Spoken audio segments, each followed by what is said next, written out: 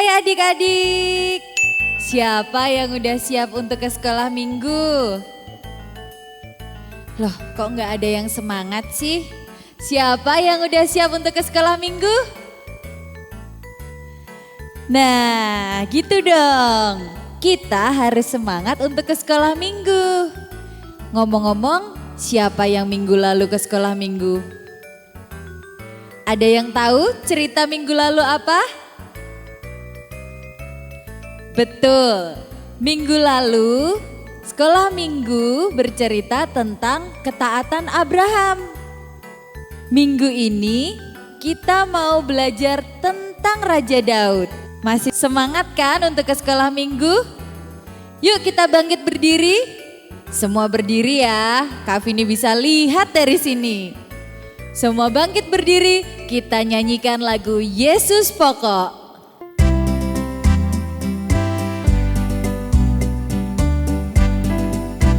Pakai gerakan ya. Yesus pokok dan kitalah caranya, tinggallah di dalamnya. Yesus pokok dan kitalah caranya, tinggallah di dalamnya. Yesus pokok dan kitalah caranya, tinggallah di dalamnya. Pastilah kau akan berbuah. Yesus cintaku, ku cinta kau, kau cinta Dia. Yesus cintaku, ku cinta kau, kau cinta Dia. Yesus pokok dan kitalah caranya, tinggallah di dalamnya. Yesus pokok dan kitalah caranya, tinggallah di dalamnya. Yesus pokok dan kitalah caranya, tinggallah di dalamnya. Pastilah kau akan berbuah.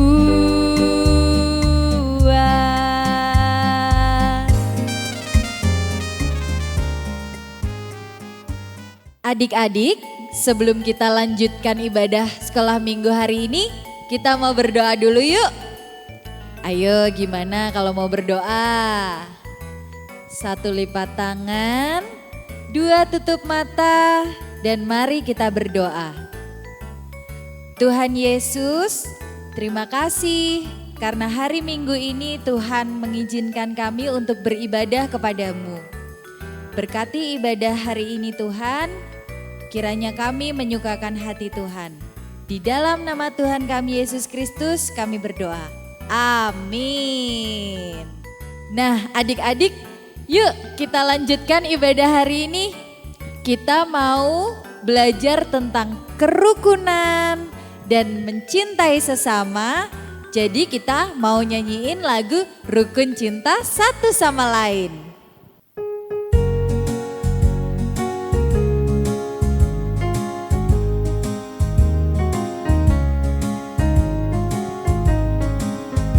Rukun cinta satu sama lain, itulah maunya Tuhan. Rendah hati serta ramah tamah, itulah maunya Tuhan. Tunjukkan, saksikan, Tuhan minta buktinya. Tunjukkan, saksikan, Tuhan minta buktinya. Sekali lagi, lebih keras ya nyanyinya.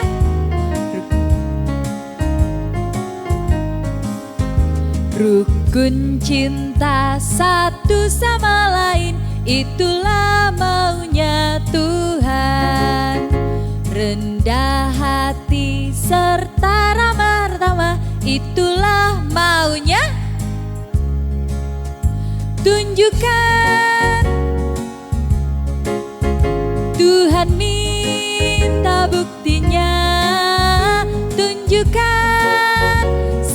buktikan, Tuhan minta buktinya.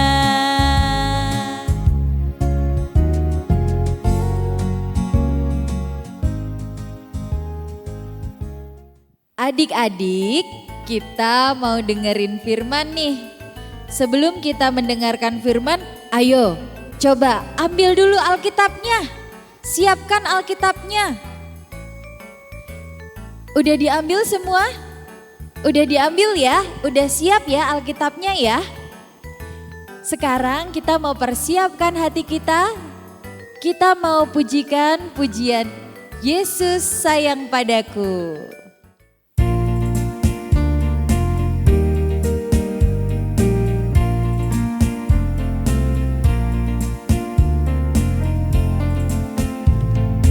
Yesus sayang padaku, Alkitab mengajarku, walau ku kecil lemah, aku ini miliknya. Yesus Tuhanku sayang padaku, ikut firman-Nya di dalam Alkitab. Sekali lagi ya.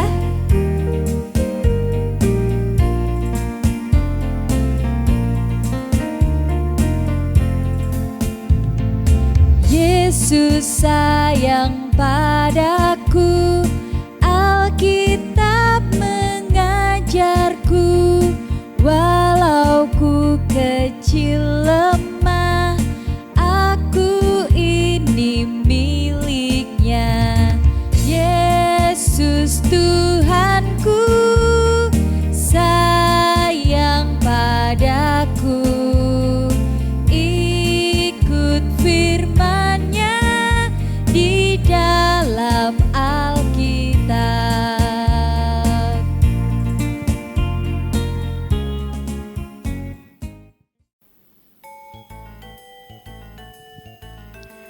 Halo adik-adik, mari kita akan mempersiapkan diri sebelum membaca dan juga merenungkan firman Tuhan.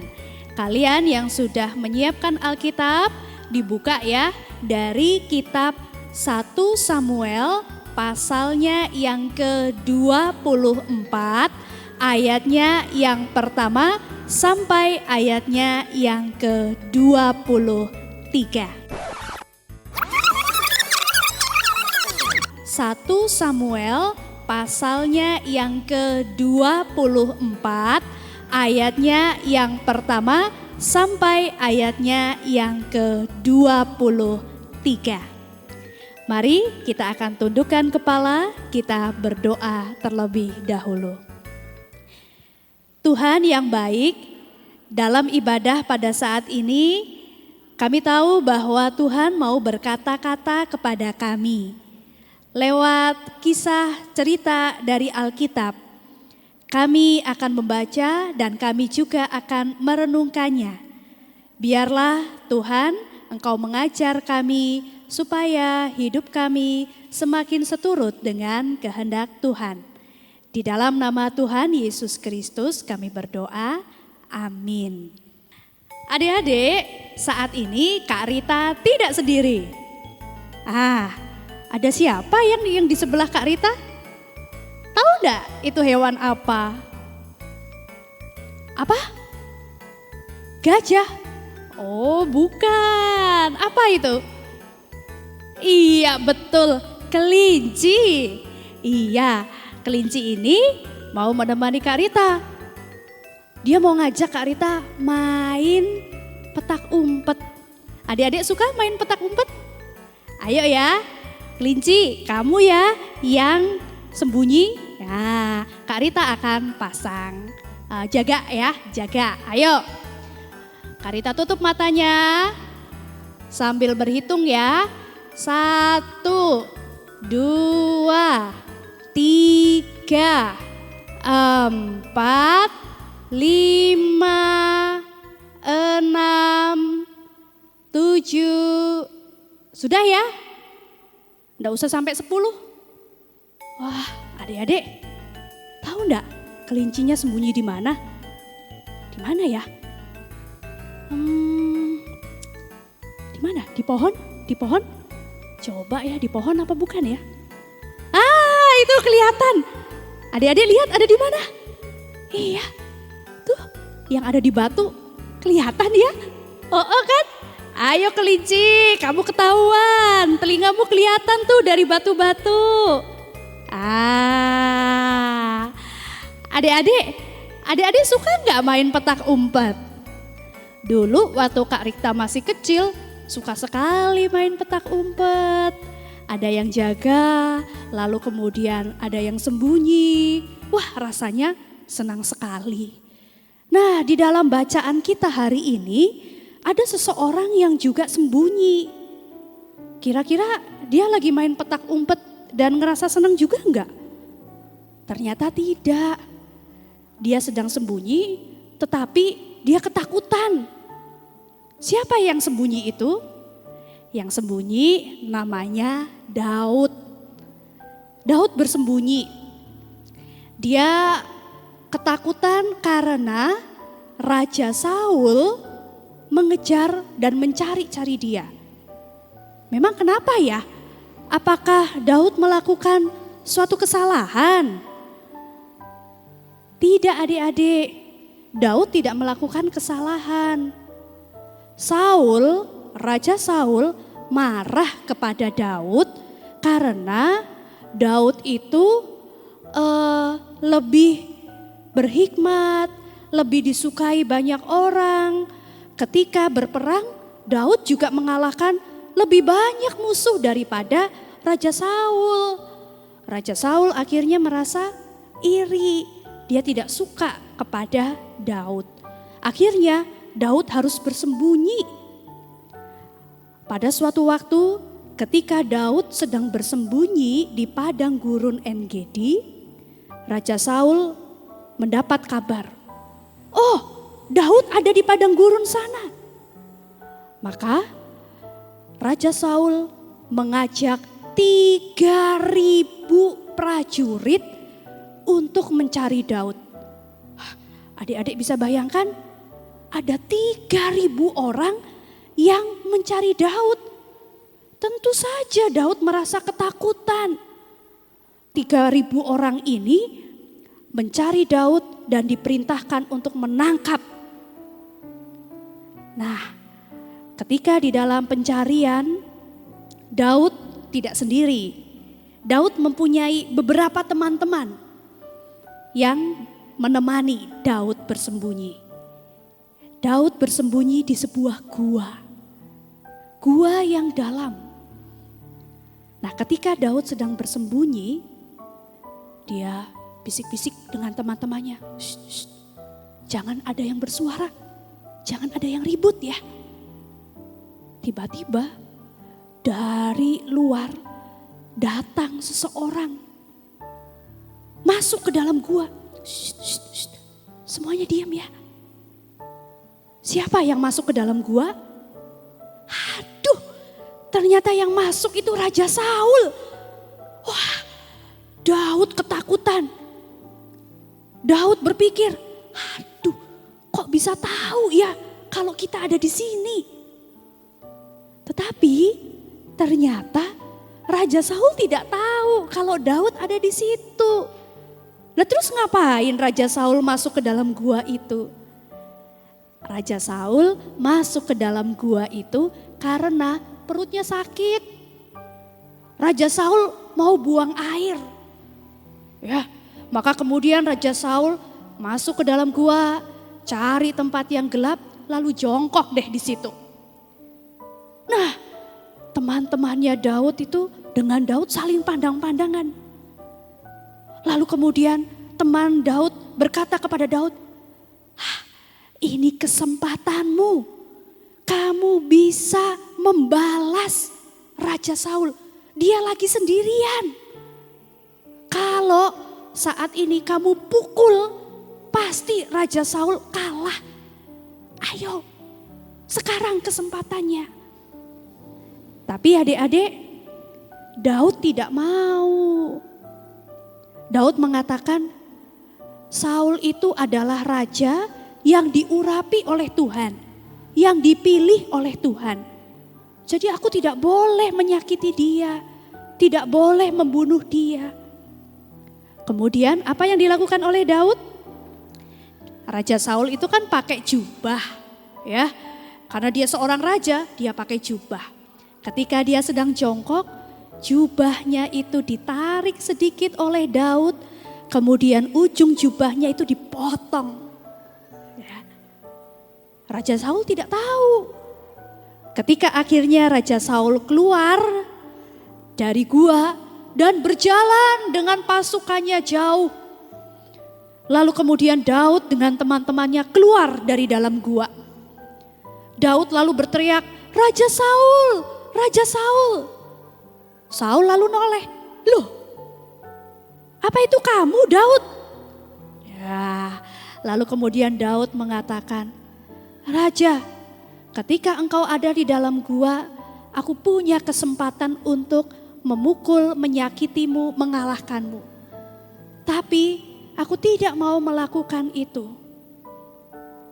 Raja Saul sadar, ada kesempatan buat Daud untuk membalas segala niat jahat, bahkan juga perbuatan-perbuatan jahat yang sudah dilakukan Saul kepada Daud. Tetapi ternyata Daud hatinya begitu baik, Daud tidak mau membalas kejahatan Raja Saul dengan kejahatan. Nah, adik-adik, pada hari ini kita sudah belajar dari firman Tuhan bagaimana Daud tidak membalas kejahatan dengan kejahatan. Ketika Daud tidak membalas kejahatan Saul dengan kejahatan, Saul akhirnya sadar. Saul kemudian pulang ke istananya tanpa menyakiti Daud. Nah, kita diajak untuk tidak membalas kejahatan dengan kejahatan. Sebab kalau kita membalas kejahatan dengan kejahatan, tidak ada selesainya. Kalian disakiti, dikata-katai, kemudian kalian balas dengan memaki. Kemudian orang yang sudah menyakiti dengan kata-kata, teman kalian balas lagi, maki-maki. Lalu kita balas lagi, tidak ada selesainya. Makanya kalau misalnya kita mendengar seperti itu, kita bisa bilang, jangan seperti itu. Saya begini-begini juga ciptaan Tuhan, gitu ya. Kita tidak boleh membalas yang jahat dengan yang jahat. Kalau dicubit, kalau dipukul, kita katakan, aku sakit, gitu ya. Jangan memukul, gitu. Nah, jadi kita tidak membalas kejahatan dengan kejahatan. Nah, semoga kita semua pada akhirnya bisa memutus, maksudnya tidak meneruskan. Jadi berlanjut ya, terus-terusan ada kejahatan dibalas sama kejahatan. Tetapi memutus kejahatan itu dengan perbuatan baik. Sama seperti Daud. Mari kita bersama berdoa. Tuhan yang Maha Kasih, kami sudah belajar dari firman-Mu. Daud menunjukkan kepada kami tentang kasih pengampunan kepada Raja Saul yang melakukan perbuatan yang jahat. Kami mau juga meniru, mencontoh. Kami tidak akan membalas yang jahat dengan yang jahat. Sebisa mungkin kami membalas perbuatan yang tidak menyenangkan, yang jahat dengan perbuatan yang baik. Kiranya Tuhan akan menolong kami, Roh Kudus memampukan kami untuk bisa menjadi pelaku-pelaku firman Tuhan, untuk bisa mengasihi sesama. Di dalam nama Tuhan Yesus Kristus kami berdoa, amin.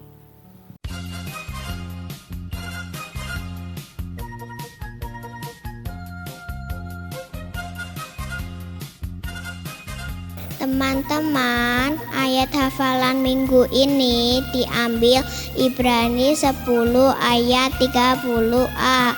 Pembalasan adalah hakku, akulah yang akan menuntut pembalasan. Teman-teman, ayat hafalan minggu ini diambil Ibrani 10 ayat 30a. Pembalasan adalah hakku, akulah yang akan menuntut pembalasan. Nah, adik-adik, kita sudah belajar tentang bagaimana Raja Daud membiarkan Saul tetap hidup. Jangan lupa ya, firman hari ini direnungkan dan dijadikan pedoman di hari-hari berikutnya. Kak Vini mau ngingetin, karena kita masih ada di masa pandemi, jangan lupa untuk pakai maskernya kemana aja, cuci tangan setiap habis pegang, sama satu lagi, apa tuh? Menjaga jarak. Oke adik-adik, sampai ketemu di ibadah minggu depan ya. Bye, selamat hari Minggu.